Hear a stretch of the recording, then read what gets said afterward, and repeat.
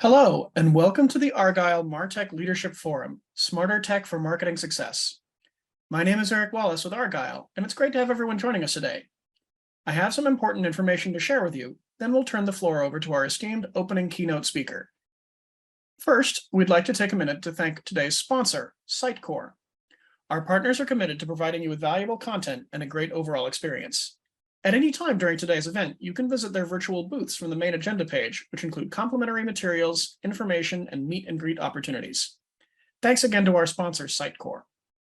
We also welcome you to stay socially connected during today's event. For those of you who are active tweeters, please use the hashtag ArgyleDigital and follow us on Twitter at ArgyleExecForum. Also be sure to follow Argyle on LinkedIn for special announcements. I'd like to take a minute to touch on our content neutrality policy, which we've curated based on the feedback we've received over the years from our members. We've worked closely with our speaking faculty to ensure that you receive a set of balanced and neutral viewpoints during the session today, and we appreciate our members' support of this policy.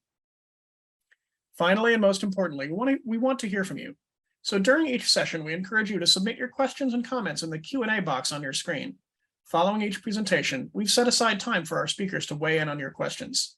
Thank you again for joining us today. Now let's get started. Without further ado, I'd like to introduce Jay Best, who is Senior Manager, Product Management, Martech, Omnichannel Personalization at Gap Incorporated. We're excited to have Jay today for his opening keynote presentation titled Aligning Martech with Your Business Strategy. Welcome, Jay. Over to you.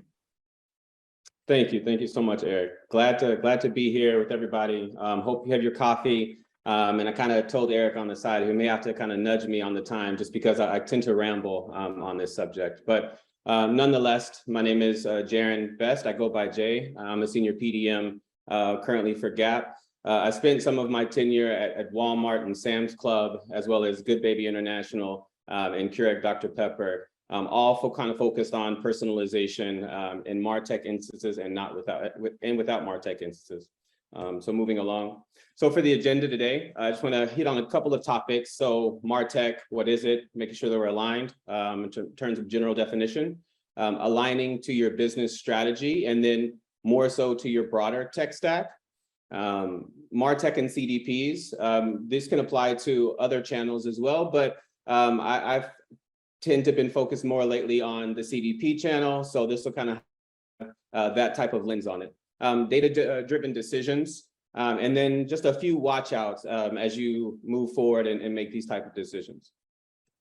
So what is Martech and how does that fit into your company's Martechture, if you will?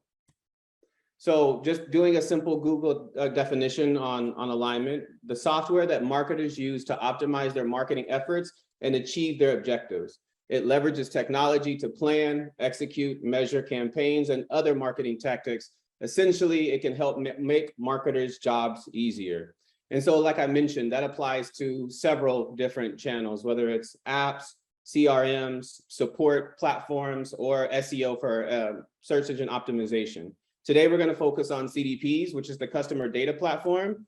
And so we're going to dive into that just a little bit. So Martech and CDPs, what elements go into a successful Martech stack?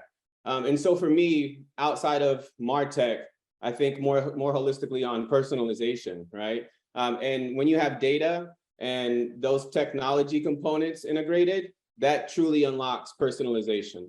But within your Martech, you need the ability to identify your customer, have a consistent view of your customer, and that could be through identity resolution and other mechanisms.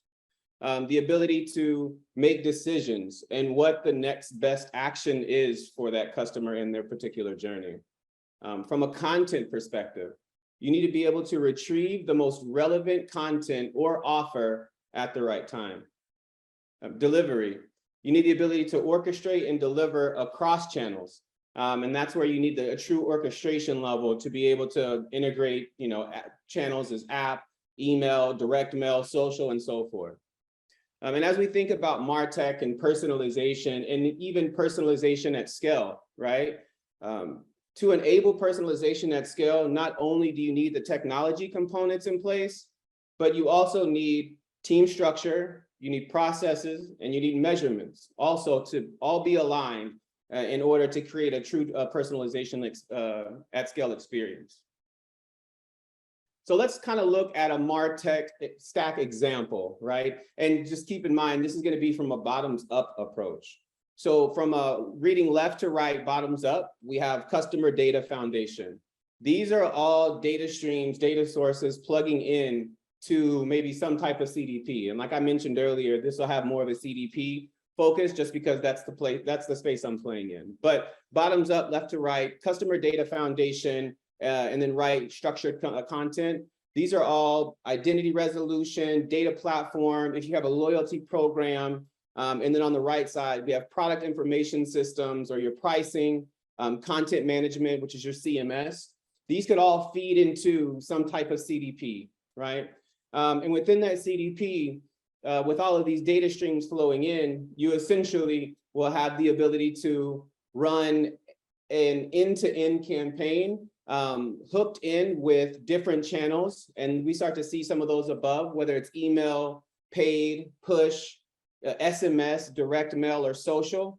And you can send them to your site, you can send them to a POS or distributed commerce. And the ability to have that end-to-end campaign management. And then even more complex and mature businesses are focused on real-time decisioning. So not only sending to all of these channels in an orchestrated fashion, but when, let's say that a user redeems on a promotion that you identified them for, having the ability for the system to recognize that and then disable it, if they're a subsequent user, or to ensure that they don't get their second send. So all of that goes into, feeding these data streams into the CDP, which unlocks a true ability of a single campaign orchestration. And not just for single channel. This opens and unlocks the door for omni-channel campaigns as well. Outside of this Martech stack, to the right, you'll see a long box of analytics, reporting, insights. All of these are very instrumental as you make all of your decisions on how to run campaigns, when to run campaigns. It gives you information on if a user is more inclined to transact on email versus they are on direct mail. So you can save some direct mail costs there as well. So it gives you informative decisions to help reduce cost where you can. So this is just kind of an example of a Martech stack with everything running through the CDP. And there's different ways to kind of set this up to fit and tailor your business needs. But it definitely unlocks a lot of potential for cross-stream orchestration and some downstream positives as well. All right, so looking at aligning to your business strategy and some things that you need to kind of think about as you decide to make this decision. Understanding your current business structure and needs. This needs to come from, what are your business goals, what's your overall strategy, and how does Martech fit into that? And sometimes that means if it's your Martech may need to merge with your loyalty team or program, or if there is an ad tech segment in your company, do you combine your loyalty and your ad tech and maybe get mad tech? So there's different flavors of marketecture that you can have that can suit your company's needs. Just to think about, it's not just a strict template that you have to go by.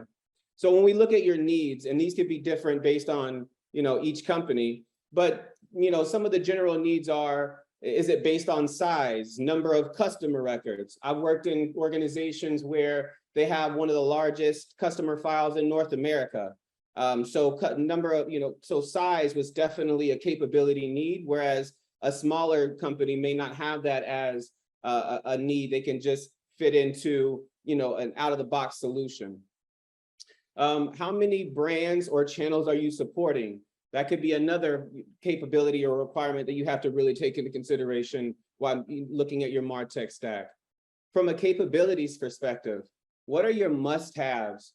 And the must-haves should come from, in order to hit your business goals, KPIs, what are the must-haves technology or must-have requirements in order to do that.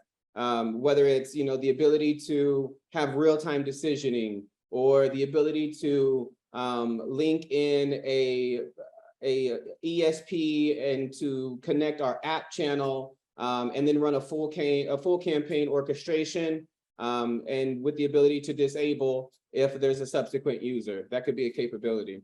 But then there's also nice to haves, right? What are things that you may not need right now, but you would definitely want the must-haves to be a scalable solution so it can turn into your nice to haves.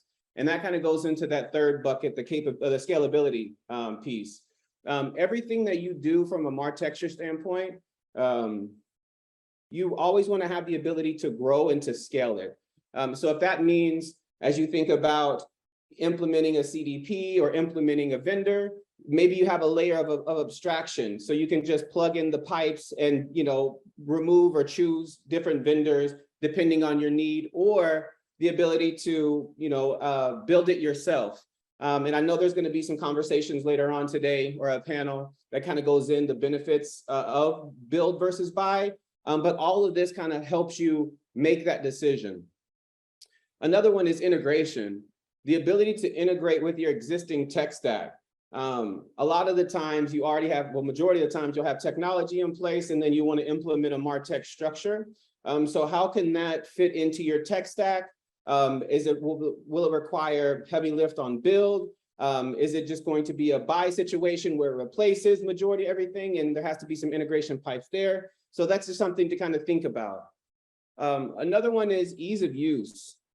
I've been in situations to where the ease of use of the CDP is not very user-friendly, and we could only get certain updates by a developer or a small development team being the ones to make those updates to the portal.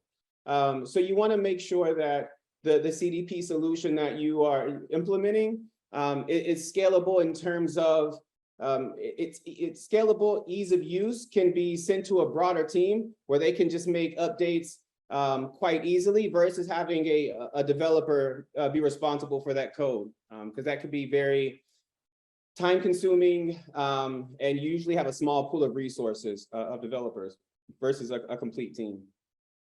The other one is how does it fit into your larger tech stack? We kind of hit on this earlier, but you have your CRM, your customer relationship management. Make sure it fits into your social strategy, your CMS, which is that content management, your analytics, SEO, and then your ads. Those are things that you have to kind of think about as you implement this this tech stack, this Martech into your environment. And then time. I'll touch on time in a little bit, but a lot of the times companies want to make a decision based off of they want to implement it before holiday. So is there a time restriction or a time that that you're thinking about as you try to make this implementation? And that will definitely also kind of aid in the decisioning of build versus buy. Because if you're trying to hit a certain timeline, you may just end up buying versus a more slow ramped approach of building for scalable growth. So those are trade-offs that you'll kind of have to think about. All right. So moving on to data-driven decisions. I'm a firm believer in data-driven decisions. I think Facebook has kind of a motto that, data wins arguments. And I'm not going to say that's true 100% of the time. I think there's trade-offs that come along with that. But for the most part, you definitely want to make data-driven, intelligent decisions about how do you roadmap future projects and anything for that matter. And Forrester reported out that insight-driven businesses are growing at an average of 30% annually. So it just means that the smarter you work, the more fruitful in return you'll get. Some bullets that we've listed out to kind of identify what that means. So aligning your KPIs to your business objectives. And we kind of touched on that a little bit earlier, but personalization in Martech is not just going to be a tech team or a PDM team managing it. It will be more of a cross-functional, cross-team effort to where it could be your personalization, or your Martech team working with your loyalty, working with the brands or the end user. So it could have different flavors on just who those true players and stakeholders are that you'll be partnering with. So just ensure that there's general alignment. And then there's set KPIs that align to those objectives that should also attach to or align to your overall business strategy as well.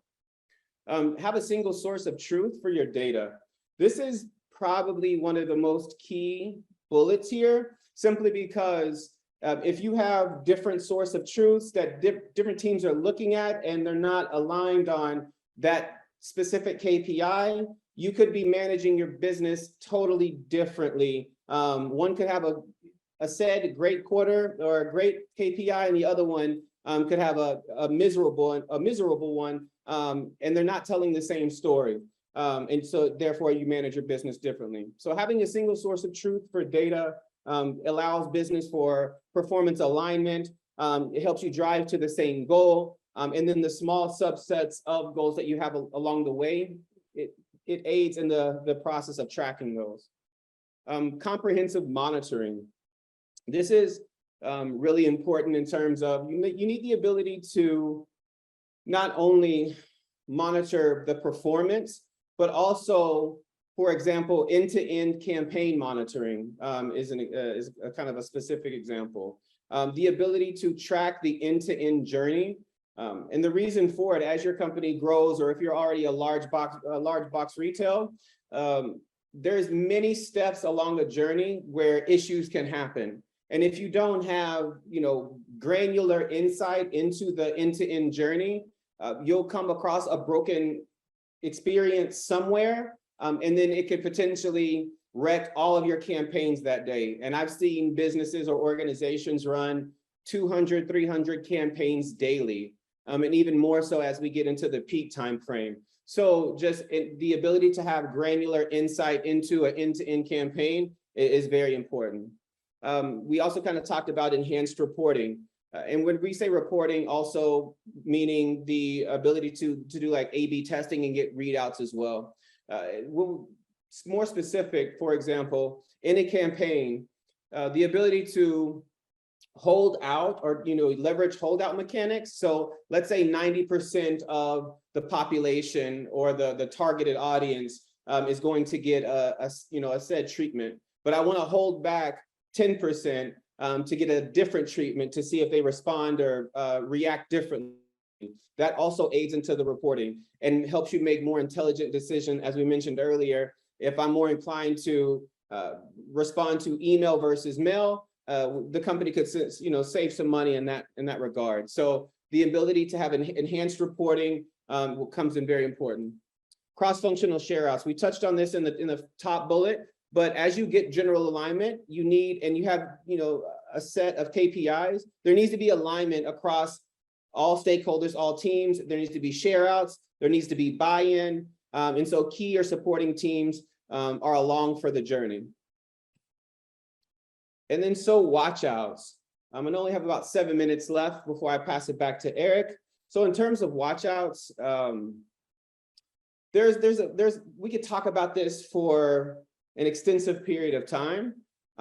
But things that I've come across when thinking about a CDP, a holistic martechture, whether it's build versus buy, focus on the core capabilities. And we kind of touched on this earlier, but focus on your core capabilities. What are you looking to accomplish with a vendor? What are the key elements to drive your business? And don't focus so much on the bells and whistles. A lot of vendors today will have, a plethora of capability, but their core competency may be something very specific that your business doesn't necessarily need or align to at that moment. So focus on your core capabilities. If the bells and whistles fit into your environment, into your tech stack, it's a plus, but don't be sold on that. And number two definitely is a kind of a subset of number one. But if there's not oversight into the tech portfolio, you can end up with multiple vendors with overlapping capabilities driving a specific channel's objectives. And sorry that was a mouthful, but essentially I've been in environments to where we've had over 200 technology vendors, and a lot of them had the exact same capabilities, but they were chosen by a specific user group that needed a vendor for a specific reason. And since there wasn't clear oversight into all of the technology portfolio, once that view actually did take place, we were able to identify in the, thinking about Six Sigma, we were not very lean in our processes. So just that's kind of a watch out as you think about implementing Martecture or Martech into your environment. Just kind of have that general oversight. And then number 3, we talked about this a little bit earlier, but my personal recommendation and watch out is I would not try to implement something like a Martech, a CDP, any of those other channels, CRM, into your environment when you're pretty close to peak or in the second half, and you want to get something implemented, by a peak time frame. This, a lot of this is a very drawn out process. You need to understand after you align your business capabilities, you need to ensure what data set you need to drive from a personalization standpoint to enable personalized targeting. So you're not sending broad messages out to your user base, but more targeted, because we know that will help drive conversion. So my approach is to definitely not do a rushed, job. And that also kind of help, in that build versus buy, because like we mentioned, if you're up against a tight timeline, you'll probably want to move forward towards a buy versus building out. And also to kind of add to that, when it comes to the build versus buy piece, a lot of that will also depend on if you have the resources internally or you're going to hire some type of vendor to help build for you. But a lot of this goes into the time. If that isn't a factor, or you can do a more of a drawn out approach, thinking more scalable for your future from a Martech perspective. So these are my kind of watch outs for Martech and how they align to your overall business strategy. Eric, I think I finished maybe 2 minutes ahead of time, so I can pass it back to you, or we can open up for questions. Thank you for your insightful presentation. Just as a reminder, audience members can enter questions, and now we're going to go over some of the questions that have come through. The first question is, we are struggling to get started with putting Martech into the broader context of everything else we do. Do you have any advice for us? Yeah, definitely. One of the things that I would recommend in that case is to maybe meet with a couple of vendors that meet actually identify your needs. Like, what are your needs what would be the reason to implement a Martech structure into your environment? 2, I would meet with some vendors to get some insight. They probably do like a POC or some type of high level overview. That will automatically bring insight into your ROI, what you can get out of working or in implementing a Martech structure in your environment. From there, I would just, present that to my leadership, saying by implementing this, not only do we get this in ROI, but it'll help us in terms of business structure, process, and measurement. So it should also have some downstream ripple improvements to your overall company structure. Great, thank you. The next question is, what's the biggest Martech mistake you've seen a company make, and how did they get past it? Time. Well, yeah, time was the biggest mistake. I've been in environments where we focused on all of the shiny objects, and we were up against a tight timeline. So we bought a CDP thinking it could solve all of our use cases. And in most cases, it does. On paper, they would solve all of our use cases. But as we implement it into our environment, thinking about, let's say, size or complexity, or number of brands for that matter, we kind of thought, based off of the bells and whistles and not their core competency or core capability, we ran into a significant amount of issues on a daily basis. We had to almost re-platform. So just time and getting focused on the bells and whistles. Great, thank you. The next question is, what new developments in Martech are coming online over the next year that you're particularly excited about? In terms of Martech future, and I'm sure there's tons that we could probably speak to, but I love the fact of zero-party data and like the IR, identity resolution space. Not, getting the user's permission to get their information to help personalize their experience. When you think about e-com holistically, right, it kind of goes in stages to where a few years ago, you could get a package in 7 to 14 days and be okay with that shipping time. Whereas today, because of, players like Amazon, if you don't have it in 2 days, you're pretty frustrated, or you're, checking on your package. And I feel the same way about personalization. In today's experience, users love to have their journey personalized. You want the company to speak directly to you. That drives a much higher trust and conversion rate. And so just the ability to get the user's permission to have them personalize that experience, I think is very cool in terms of like functionality coming out.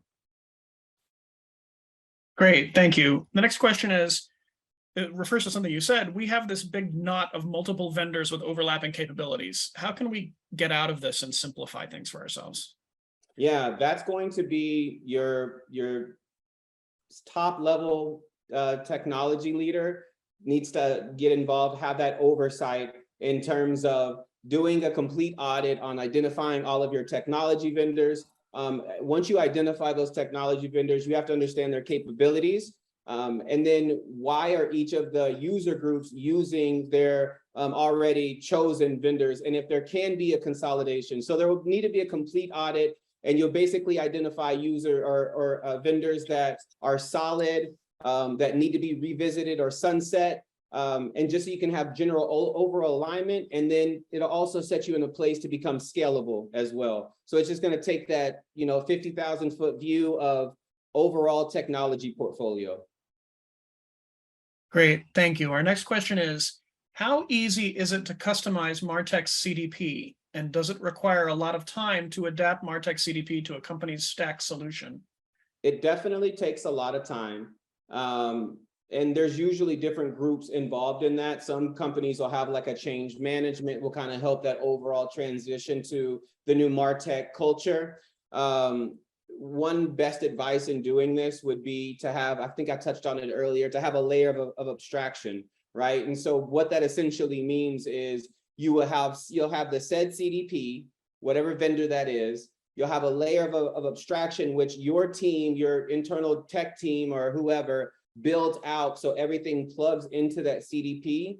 And then that service that you've built will then connect to all of the other pipes within your environment. That layer of abstraction will make your life significantly easier if you decide to choose another CDP.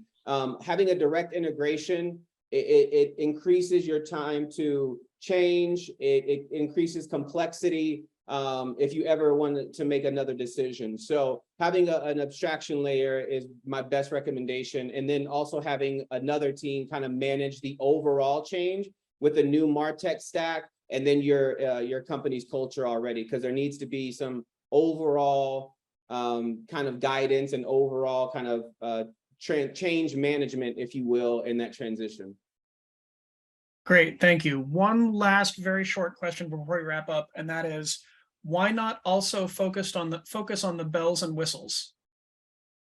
A lot of the time, if you focus on the bells and whistles, you're going to miss out on the core competency or the core capability that you need. And then when you think of, and you just try to implement based off of the bells and whistles, and you miss that core capability, your life will be very stressful for your team and the users, because they're finding issues daily because that said vendor, they necessarily weren't vetted on an end-to-end audit of your core capabilities, or your core needs versus their core capabilities. Like I said, if they meet your core capabilities and they have the bells and whistles, that's an awesome positive. But if you're just focused on an end-to-end platform or an end-to-end CDP and only focused on like, oh, they can do all, A, B, C, 3, all the way to D, but you only need, let's say, A and B, and they are not that good at A and B, your life it'll be chaotic for however that CDP is implemented on your platform. Great, thank you. Unfortunately, that's all the time we have today for questions. Thank you, Jay, for this excellent keynote, and I want to thank everyone in the audience for joining us today. This session, along with all of today's content, will be available on demand following the event. Thanks again.